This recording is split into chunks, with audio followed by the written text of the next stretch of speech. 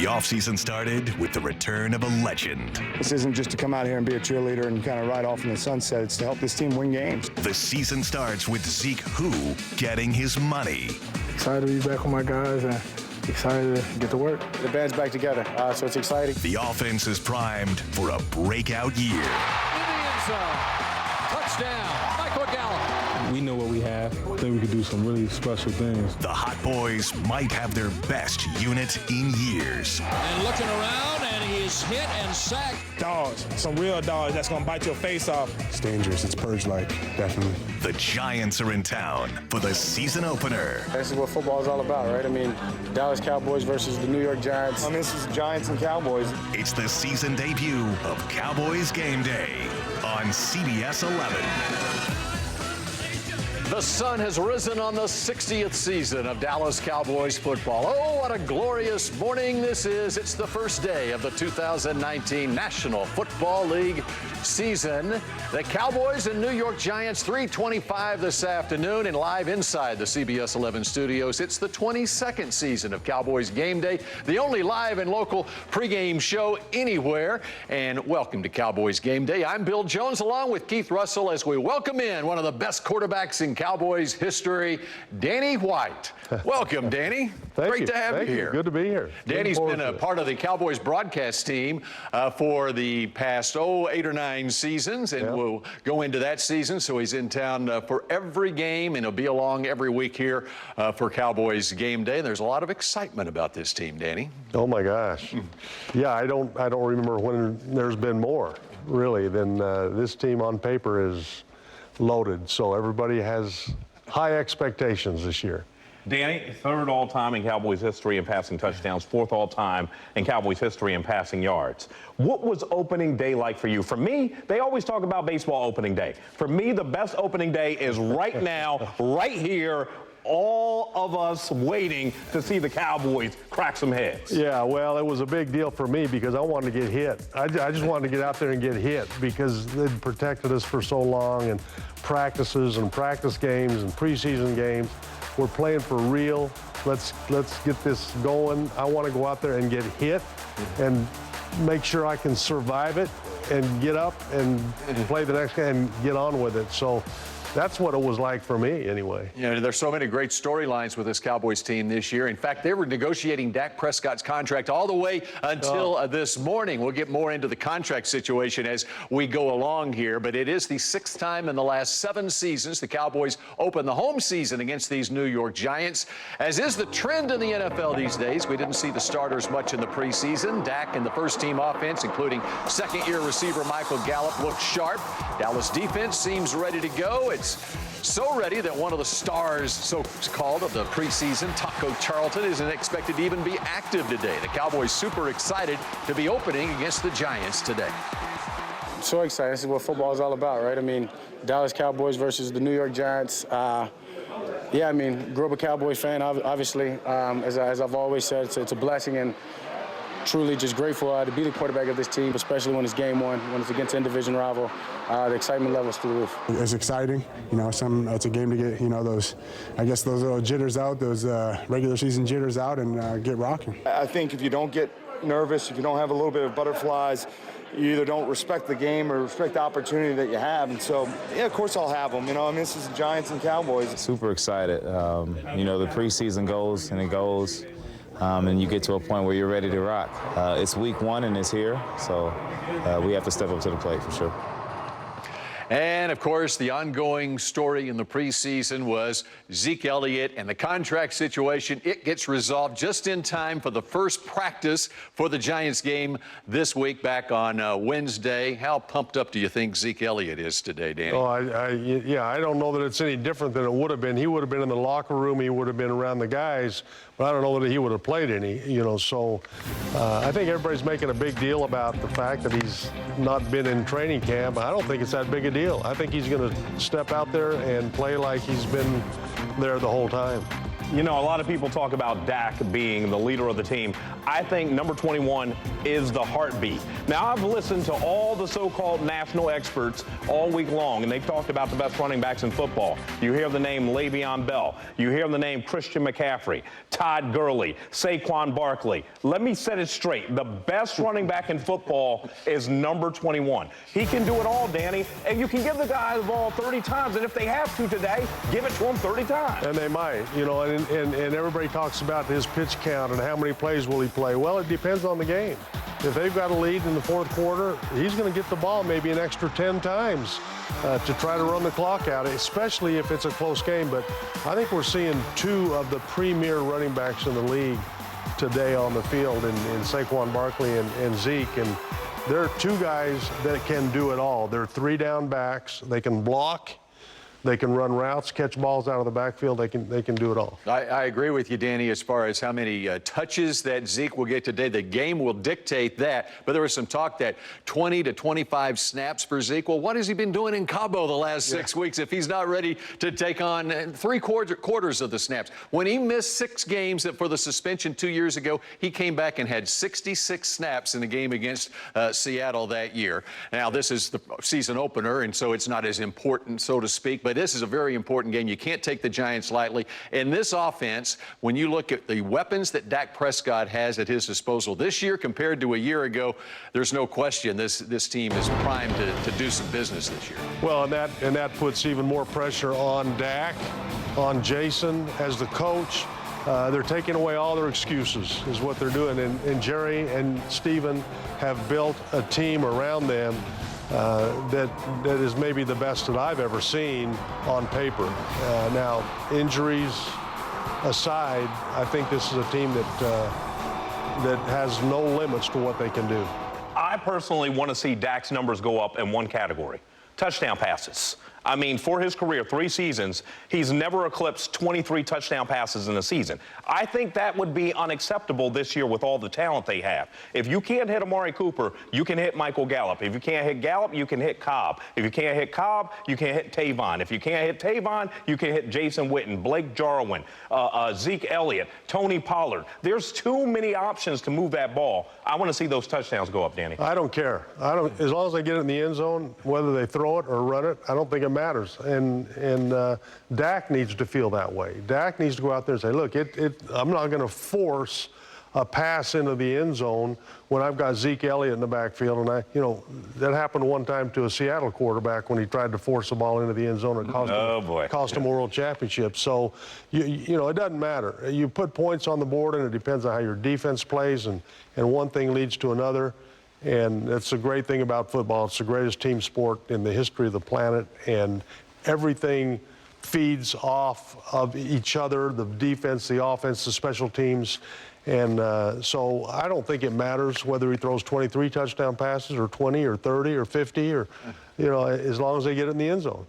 Danny has been in the Compass radio booth for every one of Dak's starts in his career. The effect that Kellen Moore, how will we notice the effect that Kellen Moore has as the play caller? Yeah, I don't know that you will. The thing that I've noticed a little bit in the preseason, and of course that's preseason, and you can't really base it on that, but I think he's been a little more aggressive, especially in the red zone. Now, the red zone is the one area they were 26th in the league last year at scoring touchdowns. They've got to get better. That's one area that I would say I would like to see improve. Fewer field goals, more touchdowns, and it's going to be a matter of executing, not turning the ball over, and putting it in the end zone. And so that's something that I think is going to be important for this team this year. People talked about how uninnovative Scott Linehan was. Well, we're about to see how innovative Kellen Moore is. And Jerry Jones has said it all offseason, Bill. I didn't pay this guy for his experience. I'm paying him for his mind. Well, and when you look at the weapons that the Cowboys have, you got Amari Cooper, wasn't on the team regular season last year, Jason Witten, Randall Cobb, Tony Pollard out of the backfield. But one guy I'm interested in is Michael Gallup. I mean, a year ago, he's a rookie coming in. You couldn't expect much from him, but the growth from the first year to the second year and what Michael Gallup could mean to this offense. Yeah, I think Gallup is a real key, and it's going to be important for him to perform And for other teams' defensive coordinators to know that Dak is not afraid to go to him. Amari's going to get the double coverage. Amari's going to get the shutdown corners. That's going to leave things open, I think, for Gallup to put up some great numbers. And I think he will. And then having Jason Witten, especially in the red zone again, having that guy that I'm going to throw the ball to. If I've got Jason Witten on the field, I'm going to throw the ball to him when I get in trouble, if I've got to get rid of it, whether he's covered or not. And Blake Jarwin with a full season under his belt, too. Right. Remember, Blake Jarwin was the NFC Offensive Player of the Week, the last game of the regular season against these New York Giants last season. Coming up, is Jason Garrett really coaching for his job this season? But first, time for our game day trivia question. The Giants drafted quarterback Daniel Jones with the 6th pick in this year's draft. It was only the 3rd time in the common draft era that the Giants used a first-round pick on a quarterback. Can you name the other 2? We'll have the answer after the break. I think this might be a trick question. I know it's not Eli. I know it's not Eli. Might be a trick question. In our game day trivia question, we told you Daniel Jones was just the 3rd quarterback the Giants have drafted in the 1st round in the draft. Did you know the other 2 quarterbacks taken in the 1st round? Well, one was Phil Simms in 1979, and yes, Phillip Rivers in 2004. Right. What did you say? I really didn't hear you. What do you need to see from Jason to bring him back in 2020 as your head coach? I really didn't hear you. I got a damn drill going on back over there. Next question. There's no secret that the guy to my right here, I want to be the head coach of the Dallas Cowboys for as long as I'm around to spell it. Oh, that's the way Jerry Jones kicked off training camp in Oxnard, California, more than 6 weeks ago. Welcome back to Cowboys Game Day. Bill Jones along with Danny White and Keith Russell. Let's talk about this quote-unquote lame duck head coach. And going into the final year of his contract is Jason Garrett. There's pressure on a lot of people, though, this season. There is a lot of pressure because of the talent and the team that Jerry and Steven and Will McClay have put together. They've done a great job on paper. Now it's up to Jason, it's up to Dak to put the points on the board necessary to put it on the field, and do what has to be done to get him to the Super Bowl. So, Danny, you think that's the litmus test? I mean, as a man who led the Cowboys to 3 straight NFC title games, you think the litmus test is Garrett has to get him to the big game? I don't know. And what I do know is that Jerry loves Jason Garrett, and he wants him to be the quarterback, the coach of the Dallas Cowboys. And Jason he's got the perfect demeanor. He doesn't have an ego he doesn't demand attention. I love Jason Garrett. I know Jerry loves him. Everybody wants Jason to continue to be the coach of the Cowboys. So he's got that going for him. But at some point, you've got to perform. And what is it? Only Jerry can answer that question. And I don't even know that he knows at this point. I think it's going to depend on how the season goes and how the players respond to him. Injuries can play a part, and you have no control over that. There's so many things that go into it that have to happen. And so I think Jerry's keeping an open mind, but I know Jerry wants Jason to continue to be the coach. And he wants the quarterback to be the quarterback of this team, too. And I love the fact that Dak Prescott has the confidence going into this season. He didn't need to sign that contract. He's got so much confidence in his ability that his value is going to continue to go up as this regular season gets started. Coming up, just how good can the Cowboys defense really be? We'll throw that around. Plus, if the Cowboys are going to win this afternoon, they've got to contain one Saquon Barkley. What's the game plan for that? Next on Cowboys Game Day. Here's a delayed handoff. Barkley up the middle. He explodes across the 30, and the race is on. Byron Jones is chasing him to the 30, to the 25. He got him down at the 17. Well, when you think New York Giants these days, now you're thinking Saquon Barkley. Cowboys and the Giants, 3:25 kickoff this afternoon at AT&T Stadium. Bill Jones with Danny White and Keith Russell as we break down these New York Giants. You know, Eli Manning has had his moments at AT&T Stadium to the point that he's even autographed the visitors' locker room wall there. I don't know if it's still there or not. But Saquon Barkley, he is the key to this Giants team. Wow, what athleticism, and he has breakaway speed, too. Well, he's got it all. He's got the size, he's got the power. You know, he is the closest thing, I think, to Ezekiel Elliott that we have in the league. I think these two guys are prototypical running backs and what you're looking for in a run-based offense. Okay, which both the Giants and the Cowboys are. Eli is a pocket guy, and the way to get to him, and I know that Rod Marinelli and the Cowboys defense are going to try to do it, and that is to collapse the pocket. You know, push that center right back in his face and force him outside, you know, where those defensive ends are going to be out there waiting for him. So I expect to see Marinelli and the Cowboys defense play some games in the middle to try to put pressure on Eli up the middle, not coming from the outside. Let those outside guys just hang out there and wait for him, because once he gets out there, you know, he's not going to be able to move very much. He's not a runner. Hot Boys, Purge Squad, Wolf Hunter, Predator, all go after number 26. That's it. They will. And it's a good sign that DeMarcus Lawrence is ready to go. Tyrone Crawford as well. It sounds like by a tweet I saw yesterday from Taco Charlton that he's not even going to be active for this game. And he had 2.5 sacks against the Texans the last time he appeared in a preseason game. But you look at the Giants on offense, and really they don't have Odell Beckham Jr. anymore. They're really threat on the outside. The only one is Sterling Shepard, who kind of fractured his thumb the first day of practice this training camp. Well, I don't know any of their guys. Evan Ingram is there. Sterling Shepard is there. Golden Tate, you know, he got suspended. Corey Coleman, he got injured. But I don't know. Coming out of the backfield, he had 91 catches out of the backfield last year. Yeah, he was a leading receiver for the Giants, so yeah, I don't know either. Shepard, they've just not had any luck so far this year. The Giants haven't, and that's a big part of this game, and big part of winning the Super Bowl, big part of getting to the playoffs. You got to have some breaks. You got to have health.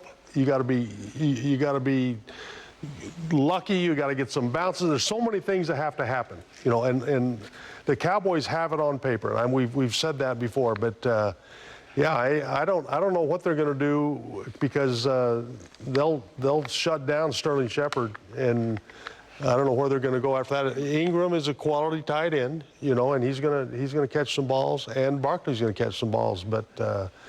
They're a pretty easy team, at least right now, looking at them on paper, to defend, and we'll see how the Grand Wizard, as I call him, Rod Marinelli, he's the best. You know, he is the best. And they got D-Law. It's a lot easier to defend an offense when you got players like DeMarcus Lawrence, who now has the $105 million contract under his belt, and he's ready to go after having the surgery after signing that contract back in April. But the great thing about Lawrence, too, the relentless spirit that he plays with, but he defends the run as well as get to the quarterback, too. Well, that's one of the things that makes D-Law one of the best in the league, is that he's not a one-dimensional player. He can do it all, and he's got a motor that goes nonstop, and that's infectious. And when he says he wants to bite people's faces off, that makes me not want to put on a helmet. At least you want one with a face mask, a big face mask. Yeah, you always hated playing against guys like that, and I played against a couple of them that, you know, talk like that during the week, and you know, I just relied on those big guys up front, those big hogs, and that's what Dak's got going for him. He's got the best in the league up front, and you know, we haven't talked about Travis Frederick getting him back, and what a big deal that is, but it's huge. It is huge, and when you look at the Dallas defense, the linebacking core is up there ranked with the best in the league, with the season Jalen Smith had last year, and his big contract, and Leighton Vander Esch, the rookie of the year. He wasn't the rookie of the year, but was in contention for it, and then Sean Lee playing the same. Oh, by the way, Sean Lee might just come in once in a while and hurt somebody, and we hope it's not one of our guys. Or himself. Yeah, or himself. I think it's the best linebacking core in football, hands down. No question.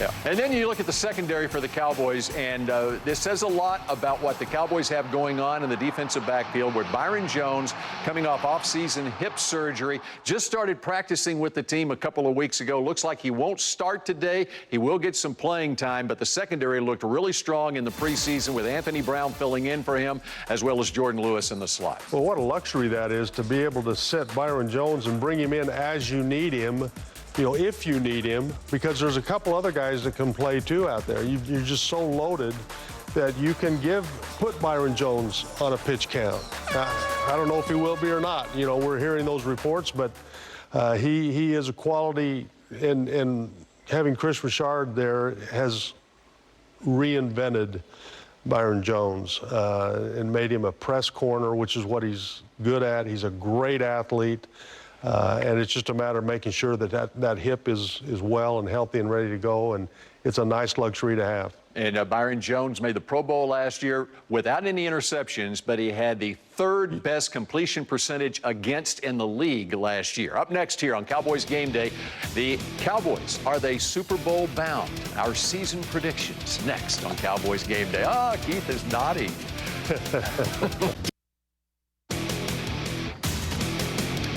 AT&T Stadium in Arlington, the site for the season opener, the Cowboys and the Giants. It's a 3:25 kickoff, and we get you set for it here on Cowboys Game Day. Last minute or so of the show, and it's prediction time. All right, how about a Cowboys record this season? What do you think, Danny? Ooh. I got him at 12-4. 13-3. 13-3. I'm going 12-4. Okay, so we got division titles for the Cowboys. Yes. Okay.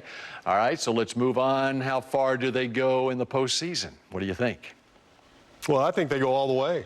I think they're playing the Chiefs in the Super Bowl. Okay. I'm taking the Cowboys in the Super Bowl against the Patriots. I'm taking the Cowboys to win their 6th Super Bowl title for one reason, because Antonio Brown doesn't show up for the game. That's what I'm taking. You know what? I predict the Cowboys and the Chiefs in the Super Bowl. But yesterday I wavered a little bit thinking, okay, well, maybe the Patriots because of Antonio Brown, and then I thought the same thing. Well, they can't trust Antonio Brown. It's the Cowboys and the Chiefs. It's like the Cowboys and the Dallas Texans in the Super Bowl in Miami. All right, for Danny White and Keith Russell, I'm Bill Jones. We've got one of those Super Bowl teams, the Kansas City Chiefs, here on CBS 11 against Jacksonville at noon. See you next week. Hi, I'm Danny White, and you're watching CBS 11, your official Cowboys station.